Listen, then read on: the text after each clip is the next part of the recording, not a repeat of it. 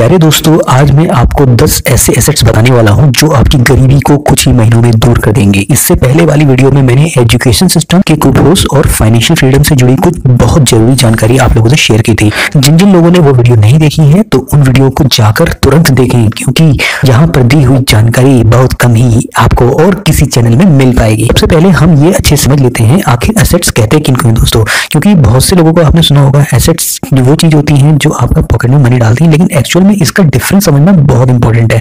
तो दोस्तों, एसेट्स और लायबिलिटीज में अगर आप लोगों को डिफरेंस समझना है तो सबसे पहले आप लोगों को ये देखना होगा बचपन से वो चीजें जो आप लोगों ने जोड़ी है, जिन जिनसे आप लोगों की जेब में मनी ऐड हुआ है। जी हाँ, अब ये मत कहना कि हमने बहाने करके पेरेंट्स से पैसे लिए, जी नहीं, इसकी बात नहीं चल रही है।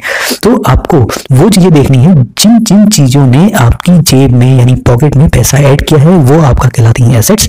और जो चीजें आपने ऐसी खरीद ली हैं जिनकी वजह से आपकी पॉकेट से पैसा गया है, वो कहलाएगी लायबिलिटीज। तो चलिए आगे बढ़ते हैं। तो आइए दोस्तों को फिर से समझ लेते हैं आखिर एसेट्स होते क्या हैं। एसेट्स में ऐसी चीजें काउंट होती हैं जो आपकी पॉकेट में मनी को ऐड करती हैं। जी हाँ, जो आपकी पॉकेट में पैसे ऐड करती हैं वो एसेट्स की कैटेगरी में आती हैं, और जो चीजें आपकी पॉकेट से मनी को निकालती हैं वो आपकी लायबिलिटीज में काउंट होती हैं। तो 10 ऐसे एसेट्स जानते हैं जिन्हें आप अपनी चॉइस के अकॉर्डिंग चुन सकते हैं। सबसे पहला एसेट आता है रियल एस्टेट। जी हाँ, फोर्ब्स के अकॉर्डिंग सबसे ज्यादा मिलीनियर रियल एस्टेट से ही आते हैं।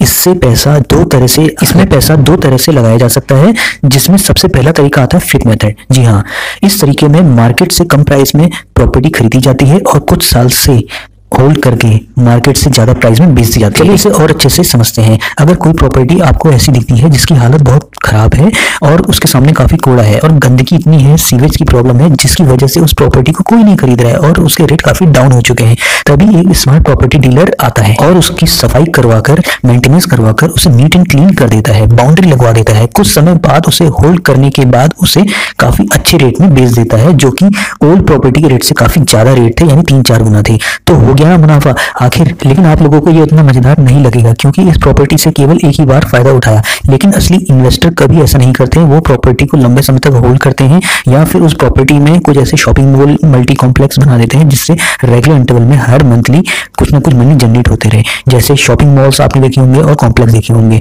जिससे हर महीने पैसा आता रहता है।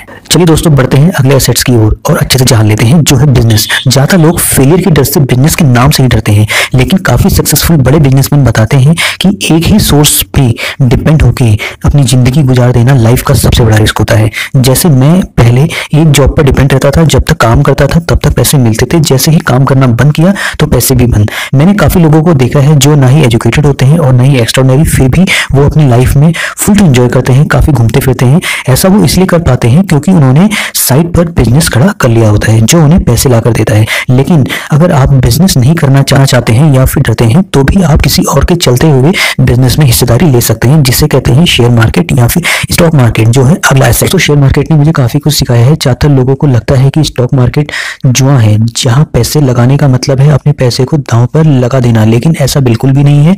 ज्यादातर स्ट्रेस और टेंशन उनके लिए है जो स्क्रीन में बैठकर ट्रेडिंग करते हैं। लेकिन अगर आप लॉन्ग टर्म इन्वेस्टर हैं तो मैक्सिमम कंपनी आपको प्रॉफिट ही लाकर देंगी। इसका मतलब ये नहीं कि आप बंद करके किसी भी कंपनी में अपना पैसा लगा दें। अगर किसी कंपनी में पैसा लगाने की बात आए तो उस कंपनी की कंप्लीट नॉलेज जरूर होनी चाहिए, यानी पूरे फंडामेंटल्स माइंड में होने चाहिए। उसके प्रोडक्ट या सर्विसेज लोग कितना पसंद करते हैं और आने वाले समय में उसकी डिमांड कितनी बढ़ेगी, और कंपनी का मैनेजमेंट कैसा है, कंपनी की मार्केट वैल्यू कैसी है। एक बार आपने अच्छी कंपनी को सेलेक्ट कर लिया, फिर क्या है दोस्तों, कंपनी की ग्रोथ के साथ आप लोगों की ग्रोथ भी शुरू हो जाएगी विदाउट एनी टेंशन। दोस्तों, अगला एसेट्स निकल के आता है इंडेक्स फंड, जिसमें इंडिया के बहुत से अमीर लोग इन्वेस्ट करते हैं। अगर हम इंडिया के इंडेक्स फंड की बात करें तो वो है निफ्टी 50, जिसका मतलब है इंडिया की टॉप 50 कंपनी। रिच लोग अपने वेल्थ को मैक्सिमाइज करने के लिए यहाँ पर इन्वेस्ट करते हैं। इंडिया की टॉप 50 कंपनियां, अगर आप इसे लंबे समय तक होल्ड करके रखते हैं तो ये आपको 15% रिटर्न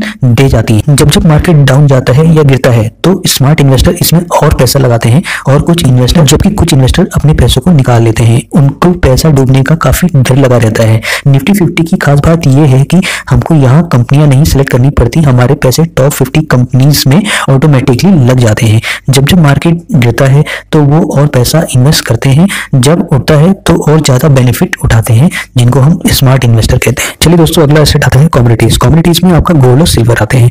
गोल्ड और सिल्वर में इन्वेस्ट करने का मतलब ये नहीं कि आप इसकी ज्वेलरी बना दें। ज्वेलरी में आपको यहाँ पे मेकिंग चार्ज देना पड़ता है, जबकि एज अ कमोडिटी अगर आप इसमें इन्वेस्ट करते हैं, जैसे गोल्ड कॉइन्स हो गए आपका और अनदर ऑल कॉइन्स आते हैं, इसके साथ साथ यहाँ पे आरबीआई गोल्ड बॉन्ड भी इंक्लूड होते हैं, जिसमें आपको बेहतर रिटर्न निकल के आते हैं। अगला एसेट निकल के आता है कंटेंट। जी हाँ दोस्तों, कंटेंट भी एक तरह का एसेट में काउंट होता है, जिसमें आपका इंटेलेक्ट इन्वॉल्व होता है। जैसे वीडियो मेकिंग हो गया, बुक आपने लिख दी जिसमें आपका माइंड लगा, खुद का माइंड लगा, ठीक है, तो ये आपकी इंटेलेक्चुअल प्रॉपर्टी में आती है। एग्जाम्पल के तौर पर मैंने एक गाना गाया जिसमें मैं अपना कॉपीराइट क्लेम, पेटेंट और लाइसेंस ले सकता हूँ। अगर कोई इस म्यूजिक को इन फ्यूचर यूज करता है तो मुझे सालों साल इसकी रॉयल्टी मिलती रहेगी और मेरा एक इनकम का सोर्स यहाँ पे बन जाएगा।